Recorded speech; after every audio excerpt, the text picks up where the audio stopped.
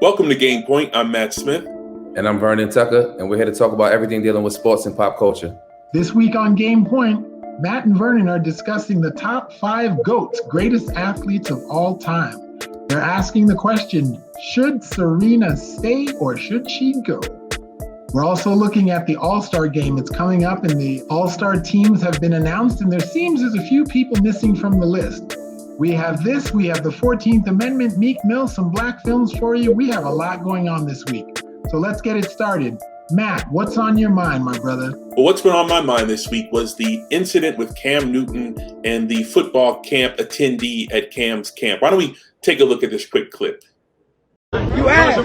You're a free agent. You're a free agent. I'm rich. You're a free agent. You about to be poor. I'm rich. You about to be poor. I'm rich. You about to be poor. I'm rich. You're a free agent. I'm rich. You're a free agent. I'm rich. He's a free agent. Where your daddy is? Let me talk to your dad. Let me talk to your dad. From what I see in this clip, it just seems like Cam and the campers' interaction, the energy, it just seemed off on both sides. I know there's smack talk at sporting events, smack talk on the football field. It's not, necessarily always nice, but it just seemed like there's a lot of disrespect in the tone. It just seemed like an unfortunate incident. Like, I hope they got a chance to sit down and actually talk man to man or, elder to younger man and just kind of get an understanding. I just didn't like the energy. I didn't like the interaction. But other than that, Vernon, did you have anything to add to that? Yeah, I think it's another example of Cam kind of displaying like selfish tendencies. It's like you're arguing with a fucking kid at a camp, bro. Like, why does it matter what this kid is saying to you, right? And I'm not saying the kid is right. I'm just saying that in that situation, the adult, the multimillionaire, which he was so insistent upon yelling at the kid, like, you don't have to go back and forth with a child, Cam. That doesn't make sense to me. So another incident where Cam, you could have showed some maturity and some growth, but you chose to engage with a kid at a camp. I got to ask a question, Vernon. Is there any part of you that felt like this kid was doing this to have his viral moment? For sure. But if I'm an adult, I'm going to recognize that moment and not be dragged down into that moment with you. You could have kept walking and kept it moving. Why? Like, he literally had to stop to engage with the kid. You could have kept going, bro. You won't have a moment. Keep going. Ignore things. Another thing that's been on my mind this week is Bobby Shmurda of the GS9 affiliates. He made the song Hot Nigga. He just came off of a bid for, I think it was like conspiracy to commit murder, racketeering, drug and gun possessions. He had an opportunity to take less time for some of his co-defendants, Roddy Ricch and those guys who also raps with him, but he chose to take more time so that they could get less time. And he's actually the last one to make it out of jail right now off of a 6-year bid. So welcome home, Bobby. Yeah, welcome home. Glad he's back. Hopefully he can resume his music career.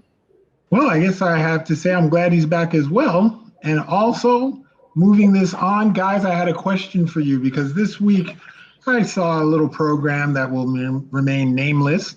And they were talking about the top 5 greatest athletes of all time. And it made me think, I wonder how Matt and Vernon would feel about this list. So their top 5 went a little something like this. At number 5, Tom Brady. Number 4, Serena Williams. Number 3, Muhammad Ali. Number 2, Babe Ruth. And number 1, Michael Jordan. So, Matt, what were your thoughts on that list? Well, first off, I'll just say this. I don't necessarily subscribe to the idea of one GOAT or one greatest of all time athlete. There's too many variables. It's all subjective. But if I'm going to play along, I know the guy on the show you're referencing, he had his list. Everybody's got their list. I got my own list if I'm going to play this game. So my greatest of all time list goes like this. What is your list based off of, though? Like, is it okay? Is it stats? Is it longevity? Is it the story outside of sports? Like, what are you basing this off of? Well, funny you should ask, young Padawan. My list, it's based on a combination, an amalgamation, if you will, of those things. I'll just break it down, and I'll tell you each person and the reason why. Number 5 is Serena Williams, Vernon. And the reason why is on the court, she has 23 Grand Slams, the most of anyone in the Open era, and she has the most Grand Slams combined in the singles, doubles, and mixed doubles era. And she was a transcendent player. Also, her and her sister helped women's athletes get more money. So she's had an impact both on and off the court. My number 4 greatest athlete of all time is Bo Jackson. He is a transcendent athlete, the only professional athlete to be named an all-star in 2 sports, professional baseball, professional football. He was also a world-class track and field athlete as well. So my man was a freak athlete. Coming in at number 3, Jackie Robinson. Actually, I call him my float, my favorite athlete of all time. He may not be the GOAT, but Jackie broke the color line. He was Rookie of the Year in baseball, the National League batting champ. He was the MVP. He was a champion. He has all of the awards and accolades. His number's been retired throughout baseball for all teams. And in college, my man was a 4-sport athlete, the first UCLA athlete to letter in 4 sports: basketball, baseball, football, and track. And baseball was his worst sport. So that's pretty impressive. My number 2 athlete of all time is Michael Jeffrey Jordan. 6-time champion, 6-time finals MVP, 5-time league MVP, defensive player of the year. He was great on both sides, pretty much an unstoppable force. He also won a championship in college at North Carolina. So my man's got 7 of them things, and he was pretty much unstoppable. And number 1 is who the term was pretty much created for, the greatest of all time, simply the greatest, Muhammad Ali.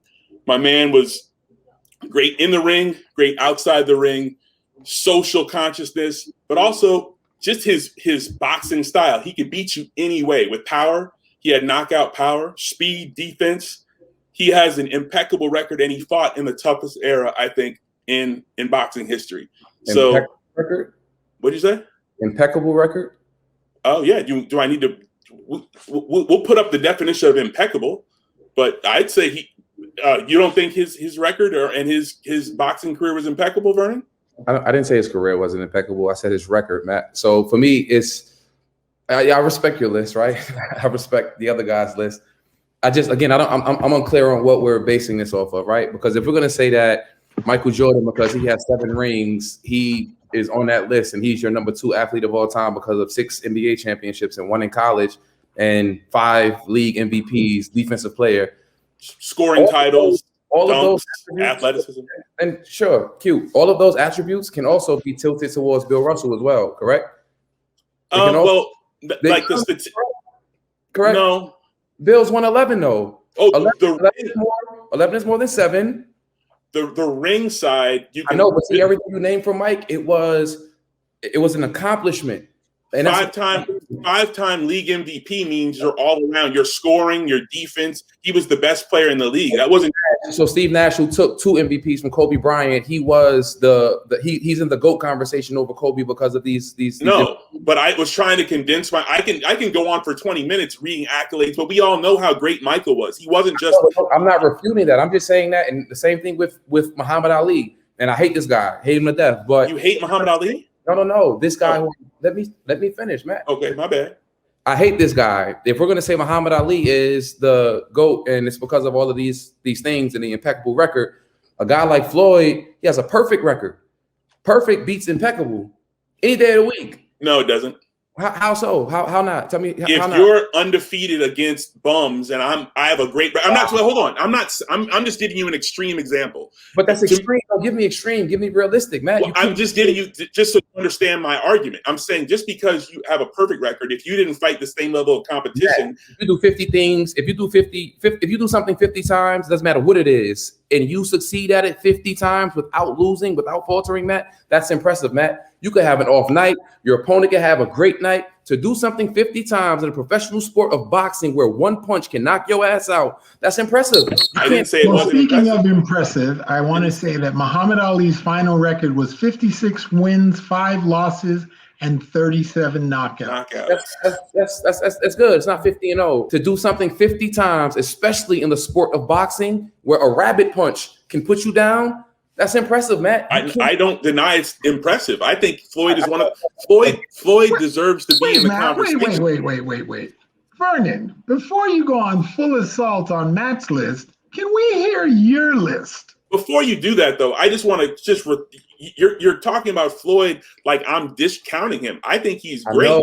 I'm just saying, to me, his competition does not equal Ali's competition. I think that's a valid argument. Again, Matt, if you did anything 50 times, especially at a professional level, and you were successful every time, right? You guys love the tote Michael Jordan 6-0 finals record, correct? That's something that he gets a check for, right? And the accomplishments. Amongst other things. Yeah, but Mike also has fucking 9 years where he didn't make it to the NBA finals where he was playing basketball. Floyd doesn't have that gap in anything. It's I did it times, I won every time. I'm gonna let you finish. I'm gonna let you finish. But I forgot one of the other biggest points why Ali is the GOAT. Not only was he the greatest in the ring, he's the first MC. He's the greatest and first MC. My man's got rhymes. He's got swag. Float like a butterfly, sting like a bee. And he does make my GOAT list, but my GOAT list, it isn't comprised. Give me the list. Give me the list. We want your list. We want your list. I have Serena because she is the most dominant person that I've ever seen play tennis in my life, right? And granted, it hasn't been 60 years of watching tennis or anything like that, but I've not seen anyone dominate the way she's dominated. I have Ali, not because of his impeccable record or any of that shit. Ali could have won 2 fights in his life. That guy was an incredible fighter. Fuck the record. You can be great at what you do and still take losses. LeBron James, another guy that makes my list. I will put Bo Jackson up there as well. I think Bo, like, if you're just talking like pure athlete, athletic ability, like, I think he, he's something that we've never seen before. We've toyed with the idea of LeBron playing football or a guy like Randy Moss who was great at basketball, but I don't think they would have been able to transition professionally the way Bo was able to do. And then my final guy, and it was for a short window, granted, but I would say Mike Tyson. With Mike Tyson, for me, I didn't see anyone again dominate the sport the way that he was able to dominate the sport when he was dominant. He closes out my list. Okay, you realize that if you evaluate and look, Mike is great. Everyone you named is great, and I'm a fan of all the scrunched up faces for. What did you say? What are the scrunched up faces for? I'm about to explain the scrunch. And that's why you ran off. See, I got him up out of here because he doesn't have a good argument. The Mike Tyson argument, it's who did he beat against his toughest competition? If you evaluate the best people he fought, his most elite competition, he took L's. He lost to Evander. He lost to Lennox. I know, but Matt, there's also a thing where like Customado's gone now. He's in a different headspace now. He's wilding out. He's partying. He doesn't have the same discipline that he's had for the earlier stages of his career. Like, you're going through things, Matt. It's not just a record to me. It's not just, oh, did you show up to work today? You're a machine, punch the clock. No, I understand. Going through things like losing 5 years of your career due to the United States government putting you in jail or not allowing you to fight. For sure. But that's why I'm saying it's not about a record for me. It's not about this impeccable record. It's not, because I understand that when Ali came home from jail, now I have to fight to make some of that money back that I lost in taxes now, and I'm out of shape. I'm not. All I know is this: Mike Tyson wins his way, which is a great way with his power, and he's an incredible fighter. Mike Tyson is amazing. He's built for fighting. But Ali, he can knock you out with his power. He has the speed. He can fight Floyd style. He can fight to knock you out and take you out. He can take your punishment like he did with George Foreman. He's won in every way.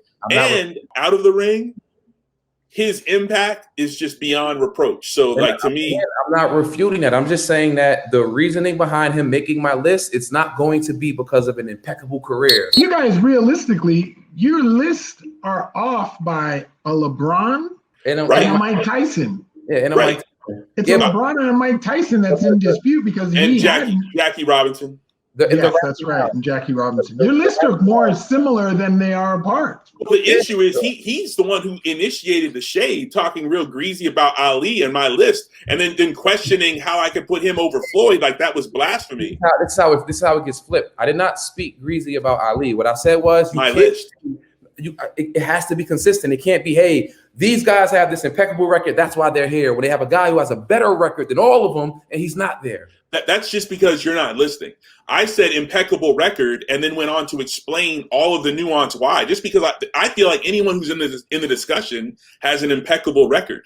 That, to me, I didn't say this person has the greatest record, and the reason why he's number one on my list is because no one has a better won and loss record. That was never my point. Is there anyone on his list that you think doesn't belong there? And Vernon, is there anyone on Matt's list that you think doesn't belong there? I think everyone on his list is worthy of that spot. Again, it's a preference thing. So there was no one to me that I thought was crazy. I do think Vernon? Matt's list is cool, man. Matt's list is cool. I just don't like the reasoning that he placed some of these people on that list. That's all. If you're going to say Ali because Ali is your guy, I'm cool with that. But don't say it's the record and all this other shit because they have their blemishes, man. There's someone that's better than them, has a better record than them in their sport. We'll call it a truce. We need to also do a report on, or maybe a lesson in listening, because I didn't say it's just about record. That's a part of the picture. You listed all these accomplishments. You turned it to we'll call it a truce. You started naming stats. Ooh, that one came out the gate hot. I was expecting some heat, but damn. This one should hopefully be easier. Should Serena stay or should she go? I'm going to toss this to Vernon. I'm going to tell you the truth. Serena could stay as long as she wants. I don't care about the record. I don't care about if she keeps taking losses. I know the type of athlete that she is and the dominance that she displayed when she was at the height of her career. So I'm never going to say, hey, Serena, it's time for you to go now. You're fucking up the record now. No, man. Champions die, man. Champions take their licks, they take their losses, and then they stand tall. They're riding out. And it's not like Serena's losing to fucking bottom of the barrel talent right now. Like, she's losing to people that are actually going on and winning tournaments. I'm okay with that. That means that she's, still in that space where she can compete. No, she's not, may not be the number one tennis player in the world anymore.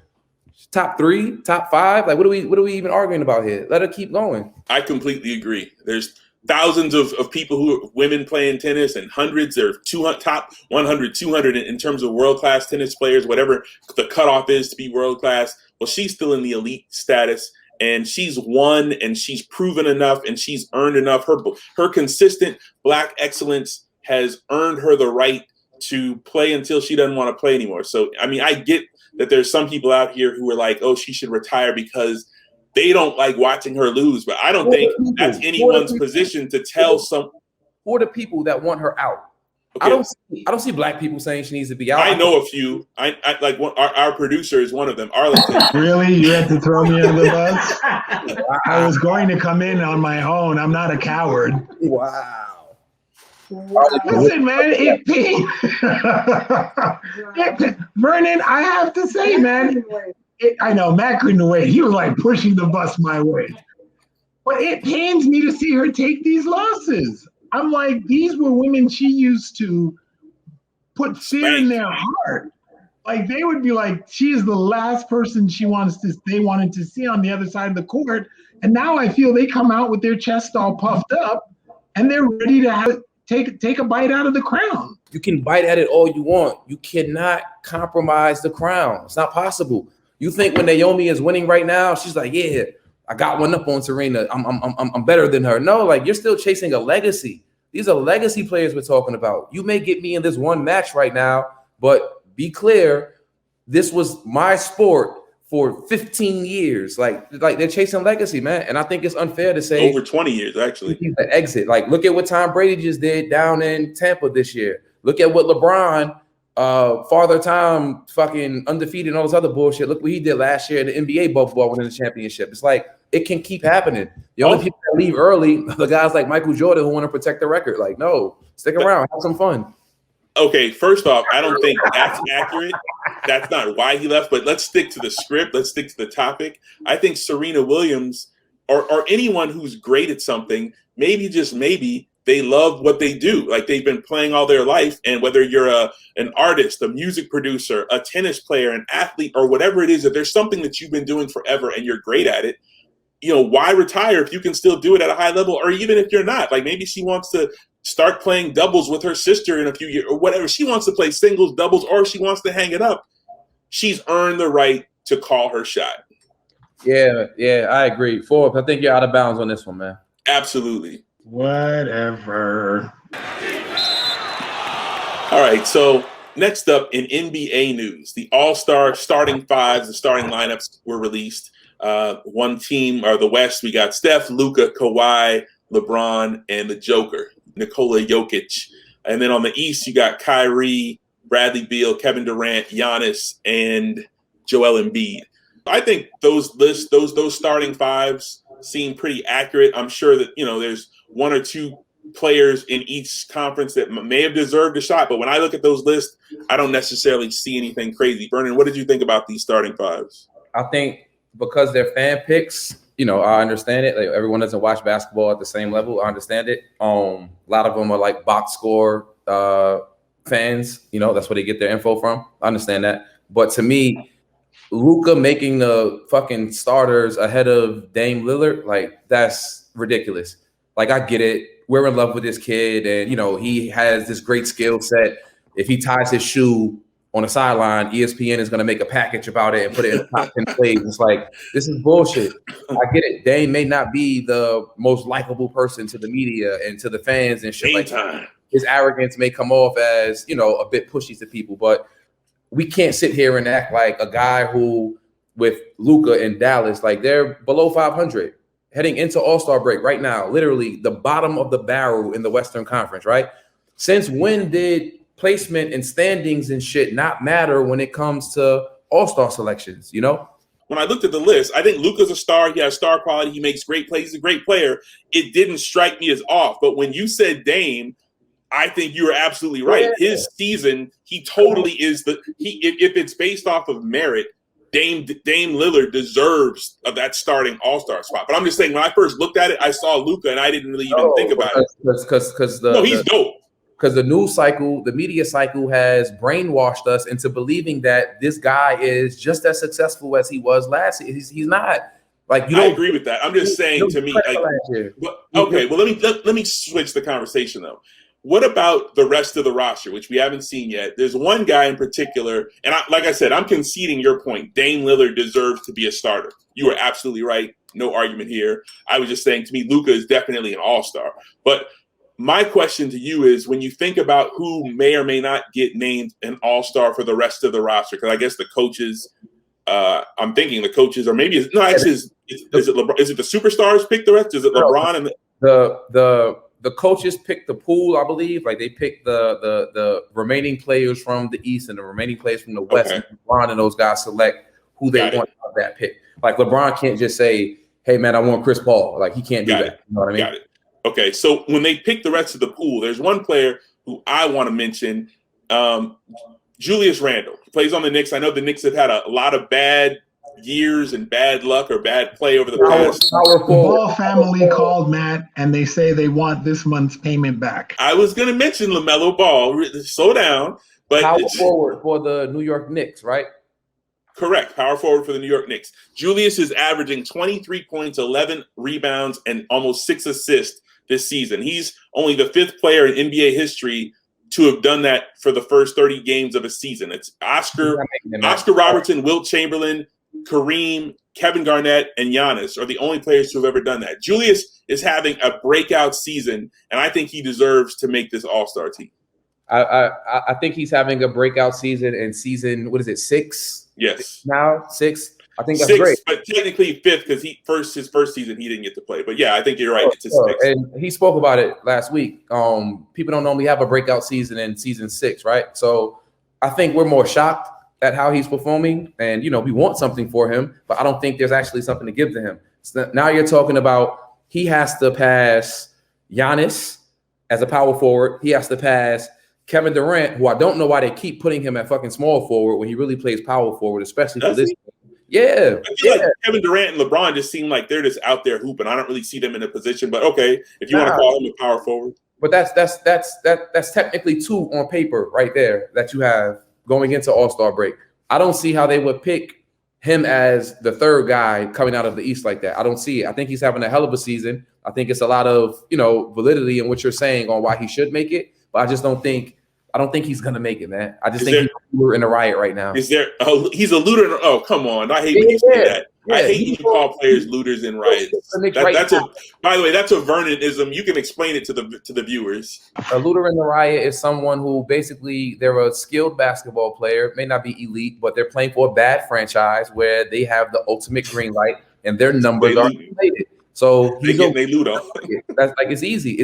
You can go play for the Knicks right now. It's a horrible visual. It's like you're not really earning those points. Nobody's looking at you running in the store stealing the points. Yeah, that's what it is, man. And I think we're gonna see when it comes to my test is gonna be, even if he does make the roster, how high up on that roster does he get picked by LeBron or Kevin Durant?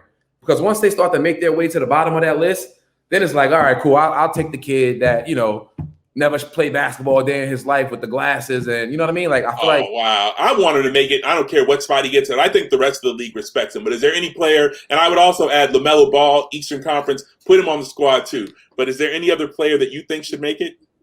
That you would like to see make it? I would be surprised if Zach LaVine doesn't make it. I think Zach is someone who he's been carrying that Bull squad. It hasn't been far, but he's been carrying that Bull squad all season, putting up phenomenal numbers, going head to head with any superstar that he's lined up against. So I would be surprised if Zach didn't make it.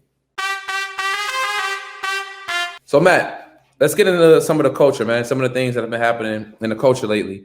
So we are less than a month removed from the date that Kobe Bryant passed away last year, right? Meek Mill and Lil Baby, they have a snippet of a song that they're releasing. I'm not sure if it's Lil Baby song or if it's Meek's song. Don't worry. Yeah. Meek said some things that kind of piss people off on the internet. Let's take a listen to what he said. Yeah, and if I ever lack, I'm going out with my chopper, it'd be another Kobe. Shit, I could tell that they ain't never know me. All right, so Matt, what do you think about the line, man? What do you think about the Kobe line? I think he was trying to be too clever. I'm hoping the dude did not mean to disrespect, and maybe he thought he was being clever. But bruh, that to me, something should just be left not touched. It's like making references to Kobe Bryant's death, or it's like years ago when Lil Wayne had the line about Emmett Till. It's like something like don't. It's just no. Like we don't.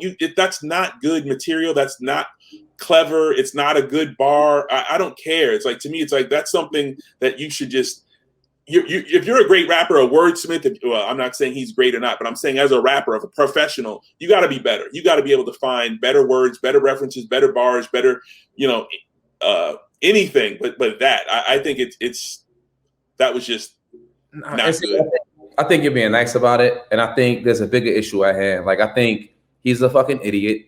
I think everyone that's around him that allowed that verse to come out like that, given the nature of Kobe's untimely passing and like the impact that had on the world. I just think it just shows you again that like these celebrities, they build these circles of like yes men around them that allow things to happen. So that shit went through his brain, out of his mouth, into the fucking engineer's ears as he was recording it. They mastered it, exported it, played it in the car on the way home when he was with all of his friends. The other artist, the code yes. that he. Like if you're Lil Baby, you should have said, nah, bro, I'm not putting that shit out, bro. It's like, where do we draw the line? And to me, the label, the A&R, you're right. I also saw Vanessa, Kobe's wife, she addressed the lyrics in the song as well in an IG post.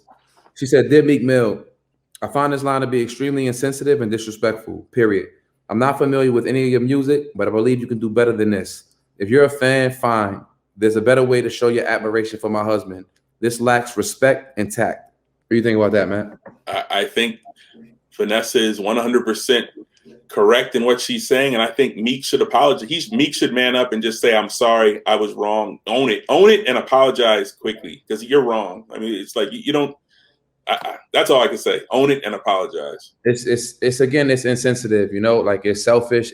You're trying to make a hot bar or whatever the fuck, and you're not even that type of rapper first and foremost. But it's like, that family still has to deal with their grieving, and like they still have to wake up every day and like get little like foolish reminders from shit like this about what the incident was, or what they're dealing with. And to me, it furthers the point that he's a fucking idiot for saying that we, the fans, are brainwashed because we took offense to the line when the people directly impacted by the incident also took offense to it, bro. It's like, it's just not necessary, man. Memo to rappers, to people: when you mess up, own it. Stop like deferring or putting blame on others, or just own it. But own it. Stop fucking doing stupid. Stop doing dumb shit. Yeah, like if you're the LAPD, like we don't need you leaking photos of the helicopter crash before Vanessa finds out that her husband was in a helicopter crash. It's like, people are just selfish, man. Like, stop doing dumb shit. All right, Vernon. Well, from one Philly rapper who we've been a little critical of, deservedly so, Meek Mill, let's go to another Philly rapper who deserves kudos, and that's Will Smith. Young folks, Will Smith used to be a rapper. Will's got a Netflix film out called Amend, The Fight for America. The film focuses on the 14th Amendment and really just shines a light on historically a lot of BS that's happened in this country for, basically black people getting their full rights. But Vernon, what did you think of this film? I think not the film, but I think like the concept is BS, like what you said. But I think it's because we still haven't received our full rights, in my opinion. It's like if I get pulled over as a black male and a white guy gets pulled over, I'm sure we don't have the same type of fears and experiences in mind when these things are happening, right?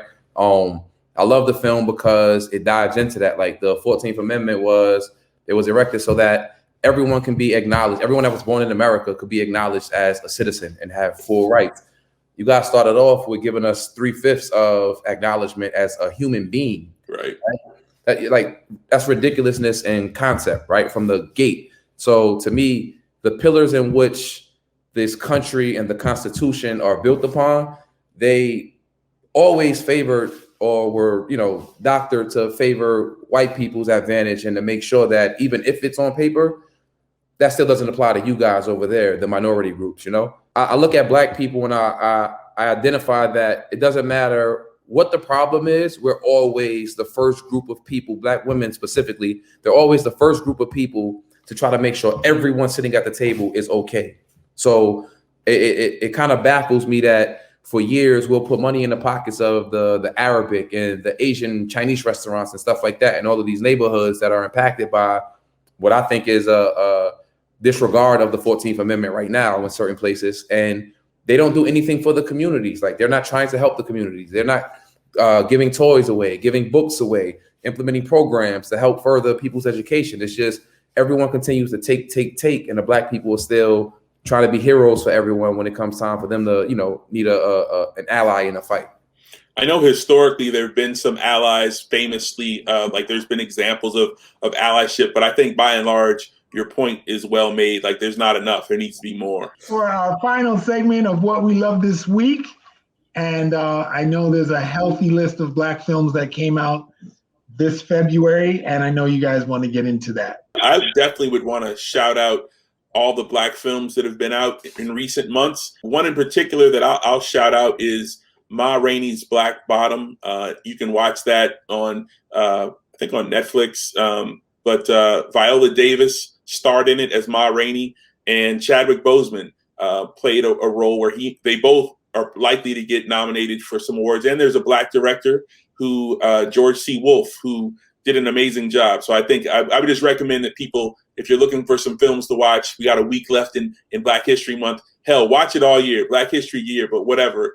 Take a look at Ma Rainey's Black Bottom. Yeah, let's not forget Ma Rainey's Black Bottom was an August Wilson play turned into a film. That was definitely dope. I like that. I think Chadwick did a great job with that as well. But I want to talk about Nate Parker's American Skin. I think it came out in January, but it still came out this year. I think it was an important piece. It kind of pissed me off a bit, only because I was tired of us playing nice guy at the end and still getting whatever is supposed to happen to us in this country. But then on the flip side of that, I also love Judas and the Black Messiah, where the Fred Hampton story, where when things weren't going bad, you actually saw black people taking charge and being aggressive and dropping bodies and shit to get their point and their messaging across. And it wasn't in an aggressive manner. It was at a certain point, we have to protect ourselves. That's it.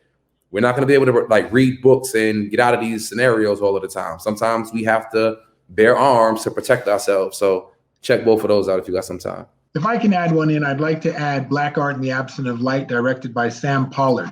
I mentioned last week Joshua Johnson, who was a free black man in the 1700s who painted portraits for his life's work. But Black Art in the Absence of Light highlights him amongst other black artists that have come up from the 1700s to present. And they give a really strong story on the importance of not only black artists, the supporting of black artists and the supporting of black institutions, like the Studio Museum of Harlem, that was finally a place to create residencies for Black artists to really be nurtured and supported, and their work to be presented to the community. So I think that's another great one for people to get onto. Well, time's up. Game over. Another victory for me. Tune in next week for more Game Point. I'm Matt Smith. Yo, are we drug testing people on the show? Like when they come on? Because clearly something's off, man. But I'm Vernon Tucker, man. See you guys next week.